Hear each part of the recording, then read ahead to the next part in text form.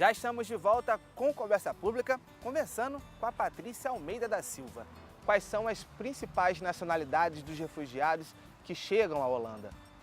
Sírio é um dos maiores números, né? Eritreu, quando eu falo da Eritreia, pessoas me perguntam onde que fica. A Eritreia fica lá um pouquinho abaixo do Sudão, ligada à Somália e Etiópia. Também tem um grande número de refugiados do Afeganistão, tem do Irã, do Iraque, da Palestina, Sudão. Então esse é o maior número que é recebido na Holanda.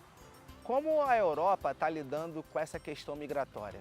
A Holanda é o país mais rígido para dar o status de refúgio para alguém em toda a Europa.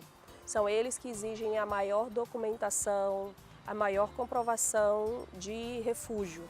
E é o país que mais nega também, se eles veem que não entra na lei de refúgio. Então, quando alguém diz, eles atravessam o oceano e jogam o passaporte fora, é mentira, porque senão eles nunca se tornariam refugiados. Então, eles são obrigados a ter o passaporte do país de origem ou a identidade. Se eles querem ingressar em um estudo, eles são obrigados a ter o diploma em mãos. Então, a maioria, quando eles atravessam o Mediterrâneo, eles têm toda a documentação em sacolas, para que, se caso cair ao mar, não perca. Então, é obrigatório ter todo tipo de comprovação e alguns chegam aí ao tribunal.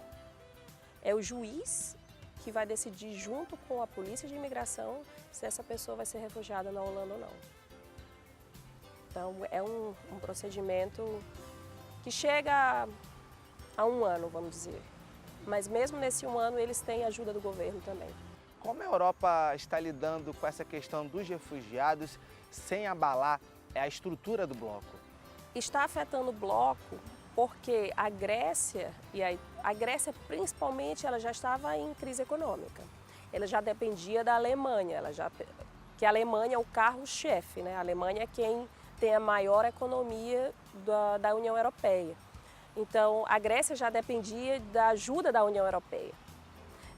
A Itália também não estava tão bem na economia e são os 2 países que mais recebem refugiados porque são eles que têm ali a facilidade, né, no mar para receber. Então, em parte, porque a crise foi tão grande e em um curto espaço de tempo, isso está afetando a União Europeia. Muitos líderes estão porque Bruxelas é a capital da União Europeia e sempre quando vem a notícia, Bruxelas não vai fazer nada. Qual vai ser a melhor resolução? Eles fizeram esse pacto, né, de remoção de refugiados, de forma que todos recebessem, países ainda não receberam, porque eles ainda não abriram. Então, ainda existe um longo caminho a percorrer, de forma que o bloco, que a União Europeia, eu não acredito que possa...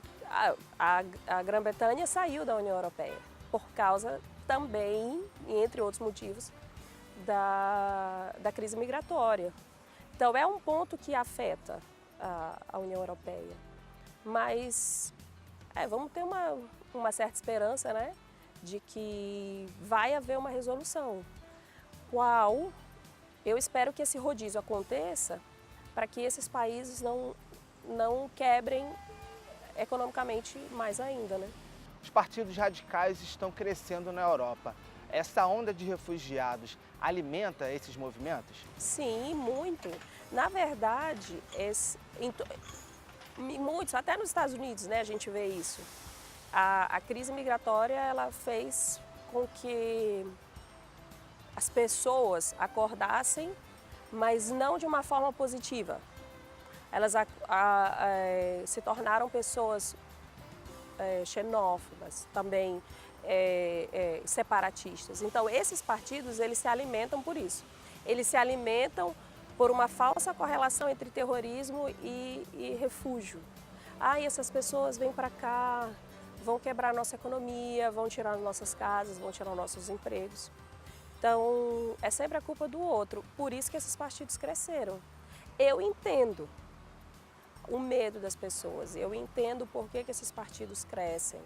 Porque é o mais fácil, porque é difícil resolver uma crise. É o mais fácil rejeitar e mandar embora. Aí a crise acabaria, aí resolveria tudo, não é não?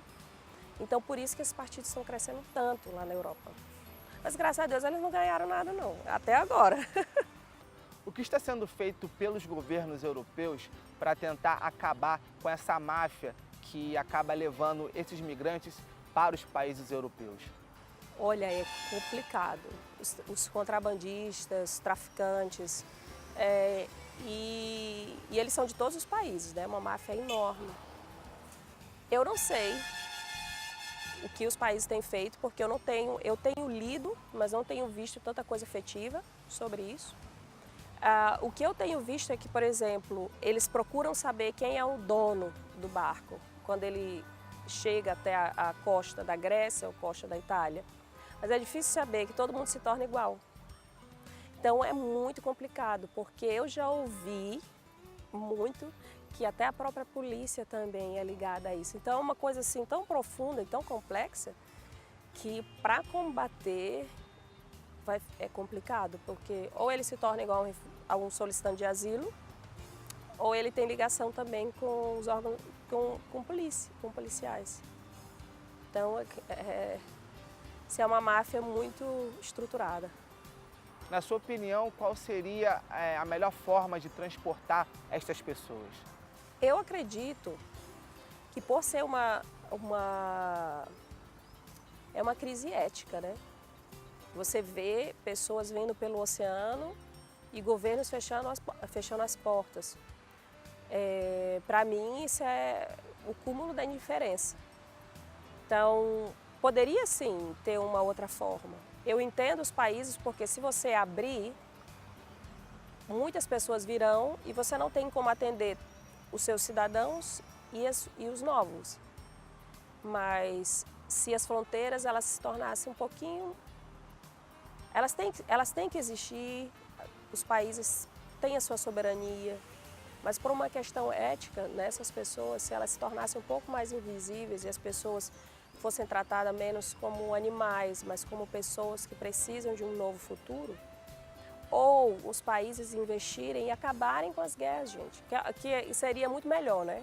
Mas tão complexo também, mas se eles investissem nos países em desenvolvimento ou nos países que têm a crise, a Líbia, Jordânia, Líbano, Turquia, que são os que recebem, Egito, que são os que recebem os maiores números de refugiados, investissem lá e tornassem uma vida melhor,